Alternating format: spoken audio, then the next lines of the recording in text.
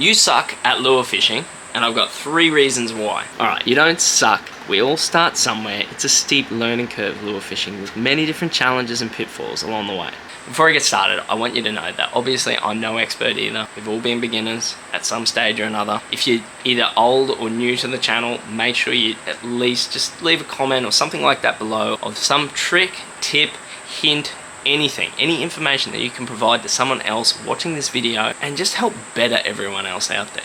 It's not hard, just do it for me, do it for Vegas, please. Let's dive in. I've got 3 reasons why you're not catching fish, some explanations as to why, hopefully some resolutions, so that we can get you catching some more fish, or get you catching some fish. You may not have even caught your first fish on a lure. And let's be honest, that's why you clicked on the video. You didn't come here for me. You came here because you want to catch a fish. So let's do it. Reason number 1, your gear is too heavy. What do I mean by that? What's he on about? What's Vegas on about here? Is he talking about the roids? What are we on the gear? All that sort of stuff. No, none of that. Plain and simple, you're not going to go chasing brim on marlin gear. For starters, the hook's too big. The line, when you're using like 300 pound or something silly, like, you know, the brim's going to see it. There's no way you're going to get a bite. The rod, you're not even going to be able, how are you going to work a marlin rod to try and skip a plastic for brim? Let's be honest, you know? So let's look at some don't/do sort of situations. You're not going to use a 6 to 20 kilo rod. You're going to use something more like a 1 to 3 kilo rod.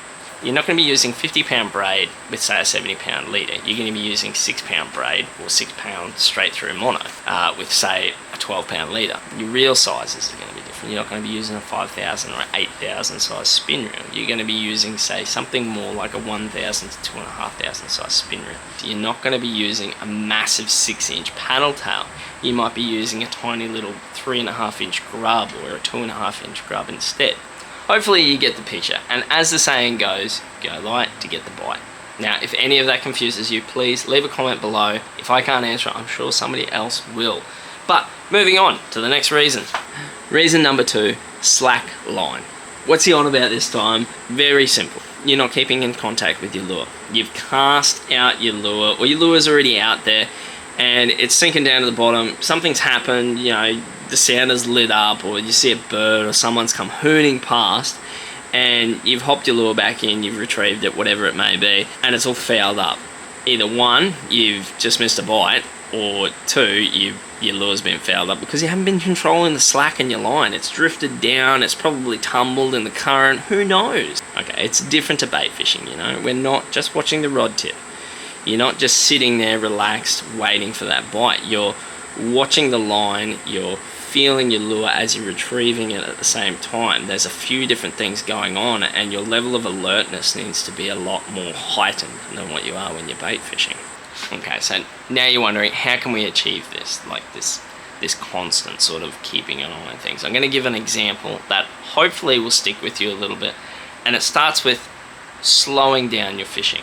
Let me paint a picture so that we can fix this issue for you guys. Okay, so we're going to use, for an example, a vibe. Let's say you've got a fish trap tied on, a 28 gram fish trap. Okay, so you've just cast out your fish trap. You don't flick the bail over straight away. You let line out off your spool. If it's spin, whether it's bait cast, it doesn't matter. Slowly allow the line to come off that spool. Once it hits the bottom, you're going to get that little bit of slack. You'll feel that little bit of a thud. If you're not feeling that thud, the current might be too strong, or it might be too deep. You may have to go heavier. Heavy current, heavy lure, light current, light lure. Keep that in mind if you want, if that makes things easier for you. So we've hit the bottom, our lure's there, we wind that slack up, that initial slack, and we go and we lift our rod tip. Now once we've lifted our rod tip, we don't just drop it back down or anything like that. We want to slowly lower that rod tip back down. As that rod tip comes back down, we're keeping in contact with our reel. That line is just coming in. The lure's slowly fluttering down. You may even find that you get a fish either on the drop or on that first hop. It may smack it. And because no slack line is there, you're going to feel it through the whole reel, the rod. You're going to feel that bite. The line's just going to take up. The rod's going to jerk down. It's going to be an amazing little thing. You're going to go, woohoo, I'm on, boys. It's going to be fun. So now you're just going to rinse and repeat that. Work that lure all the way back to the boat. Retrieve it all the way back to the boat. Nice and slow. Keep those hops nice and subtle. You don't need to be lifting it all the way up to the sky, you know, just a little hop. Making sure that you're keeping constant contact with that lure. Until you get confident with it, you're better off just being slow. It's not a game of speed. I'll tell you right now. It doesn't matter what she says, okay? It's not a game of speed. So if there is any confusion, guys, remember, drop a comment below. If someone can answer that for me, if I can't answer it myself, okay? Moving on. Reason number 3. There's no fish. Plain and simple. There's no fish. Where you're fishing, there's nothing. Okay, what do I mean by that? Well, obviously, the simple term, there's no fish. But there's no fish because there's no bait there, or there's no structure. There's nothing keeping fish in the area that you're fishing in. So how do we go about finding fish? Well, firstly, we've got to understand the fish that we're chasing. Whether it be brim, whether it be whiting, whether it be mangrove jack, barramundi, it doesn't really matter too much. These fish all have their own individual habits, their own individual traits, which are going to put them in different locations. So once we can understand that side of things, it will get a little bit easier. I'm not going to dive into that side of things too much. We're going to look at something a little bit simpler. Remember that all predatory fish have to eat. Essentially, they all have to eat at some stage or another. That means they will either be where the bait is, or they'll be in locations where the bait can come to them and they don't have to expend much energy for it. That means that you're looking at structures, you're looking for areas where there is bait, all of these different things. Now, the plain and simple part is, if you find bait, you're probably going to find fish, because essentially at the end of the day, if there's bait fish there, predatory fish aren't going to be too far away from. Now, you've got to remember, all fish like structure, whether that be snags,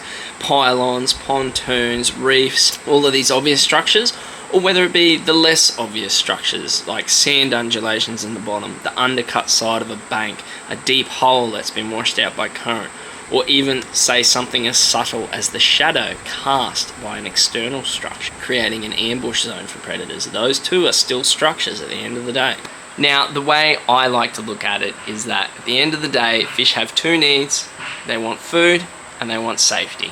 So the next time you're out on the water, take that time to look for the bait fish, to look for the structures, the areas the fish are going to feel the safest, and put a bit more time into that, as opposed to pointlessly throwing lures around and aimlessly hoping that you're going to catch a fish when there very well may not be fish there. And remember, if you're confused in any way, please leave a comment below.